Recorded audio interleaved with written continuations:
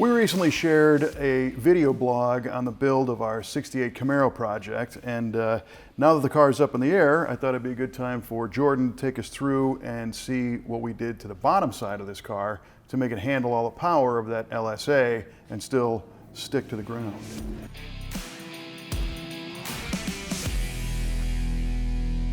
So up front, I see it is a stock subframe, but we have tubular suspension? Correct, yeah, we went all Ridetech, so coilovers in the front, Ridetech, the now DSE front sway bar. That was in order to clear the wheels that he's going to run. Gotcha. So these 67 and 8s are a little tricky because to put a big wheel and tire on these, you don't have a lot of fender clearance. Correct, yep. And that's why we sucked in that sway bar a little bit, made it narrower. Right. And I think he's running an 18 Forgeline GAC3 wheel. Right. So getting an LS, especially an LSA, into a stock subframe, what did that require? I see, are these adjustable mounts? Yeah, so these are actually slider mounts. We also obviously had to do a Holley oil pan, get this engine as low as possible for the hood. Mm-hmm. So these slider mounts allowed us to get steering clearance, put it back against the firewall as far as possible as well. Perfect. And this is a Ridetech piece too, isn't it? Correct, this, yeah. Steering linkage up front, and it fits right in there in that pan. There's a ton of clearance here. Fits well. And then of course we have our TR6060 6-speed. Well, at this point, the artwork becomes the exhaust system. And you did a heck of a job putting this one together. Thank you.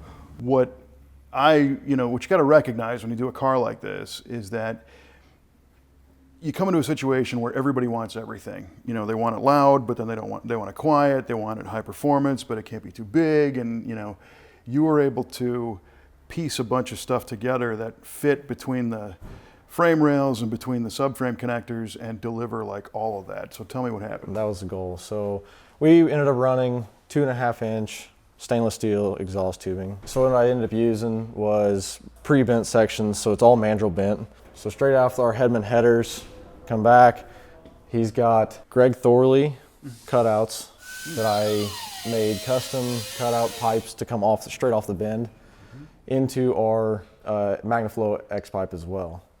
From the X pipe we came back, once again everything's mandrel-bent and TIG welded, and then into Corsa mufflers. Okay, so as you can tell, there's a lot going on right in here. Right. And cutouts, a lot of times you see them just dump out to the side. And because, again, we've got the subframe connector and not a lot of room, I like the way you position this as a straight shot, because the purpose of the cutout is to be loud. It's going to be very loud. That's going to be loud. It's going to be very loud, yeah. And these little turn downs are interesting. That's another one of the give and takes with a cutout is the exhaust pressure this thing's going to make. If he goes idling into a someplace with a gravel road, it's going to create a storm. It's going to kick up dust. But he can push the button, close those off, and not worry about that. Right, straight back out of the system. Yeah, through the mufflers. So the exhaust X is nice because it helps scavenge and helps mellow that out. I noticed you used TIG welding on this whole thing. Yeah, I TIG welded the entire system. Makes a much cleaner, prettier appearance. This build is on a much higher end, so keep everything really nice and clean. It's a nice job of keeping everything tight to the car too. I shot to keep everything as symmetrical as possible. It really makes it pleasing to the eye as well. Yeah, which is important on a lowered car that you can see underneath. Yeah, exactly, right? But look, it's art. Yeah. It's really nice. So these Corsa mufflers are going to make some noise because they're a pretty big diameter, but they're not a long muffler. No, and there's not a whole lot going on inside them either. When they're going in, you can see through them. So nice. It's going to make its own. It's going to make a ruckus. He's going to know it. He's going to know it's there. Yeah. Our rear suspension is a 9-inch style rear end housing. Again, with the Ridetech coilovers and the 4-link. Right. But now we're at a topic that some decisions had to be made about getting the exhaust out the back. Right. And we ended up going under the axle, which I never like to do. Yeah, usually a big no-no. But in this case, the justification's there, and I think it makes sense. So we ended up going under the axle mainly because of the rear sway bar was the big one. Customer wanted to keep his rear sway bar. He didn't want to sacrifice that. I don't blame him. Makes sense. But with the suspension, with the coilovers, with the sway bar, we did not have a feasible way to go over the axle in any, reasonable amount of time at all. So customer was cool with it, so I went under the axle and then kicked it straight up right behind the axle. This is at full droop, so as soon as this thing sets down, you're gonna have even more clearance. And honestly, if you really think about it, that pipe there at the under the axle, this is full droop, is not even the lowest part of the system anyway. So ground clearance, you're gonna have, truthfully, the lowest part we've got is our cutouts. I've got those tucked against the floor. So the muffler is higher than the cutout. Correct. And then the concern is when you see a car that the pipes go under the rear axle, if you go over a big bump or you're going to roll it through a turn, you don't want the axle coming down and contacting the pipe, right, which used to happen more on leaf spring cars. Correct. But this being a 4-link, as you were saying, with no wheels and no weight on the car, this is hanging as low as it's ever going to hang. Right. And you have, I don't know, an inch almost? Yeah, give or take. Yep.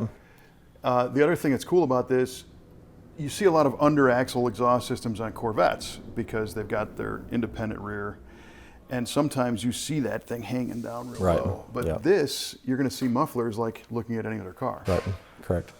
And then we ran V-bands back here as well, so that if anybody ever had to drop the rear axle, do any suspension work, something like that, they can just simply take the tailpipes off, and once again, trying to keep serviceability in there. It's perfect, yeah. And then to maximize space, you have a tank that's got the corners cut out of it. Yep. And then you tuck those tips nice and high up in there so you don't even see them. He wanted the tips to not be noticed, but be right there at the edge so that it kicks that exhaust note and sound and soot and stuff like that out from underneath the car. And I like that look, and it's funny, a few years ago we built a car, a 68 Camaro that was in the Magnaflow booth at SEMA, and it had the exhaust ending the same way. And the Magnaflow guys, they're like, we want that car at the SEMA show. And I said, you can't see any of the exhaust. And they said, but you can hear it. You're right. Yeah. So the only other thing back here that I think is worth noting is when you said we couldn't run this over the axle in any reasonable amount of time, what you're really talking about is fabrication time. Yep. Because we could have cut the trunk and raised the trunk floor and built all that, but it was a lot faster on construction time to go under. Yep, yeah, exactly. Anything's possible with enough fabrication time, enough modification, stuff like that. We just felt that with the customer's expectations, talking it over with the customer, going underneath the axle was just the best option. Yeah. Cool mounts that you made to hang the exhaust. Yeah, I ran, these are actually some customized sway bar links. Yeah. They should last a very long time, but I feel like they're a lot more aesthetically pleasing once again than just a rubber strap, the standard universal exhaust mounts. Yeah, well, I like it. I think the note here is that if anybody's doing a Ridetech 4-link and is looking for inspiration to run that exhaust, pay attention because this is a great solution. You've also, without the coil springs in place, have run this rear end through its articulation, and there's no issues. Correct. Yep. And of course, our rear Wilwood brakes with the e-brake setup. So again, the photo gallery for this car is on our website at v8speedshop.com, and just search out a 68 Camaro. You'll find this one if you want to get a better look at how this exhaust went.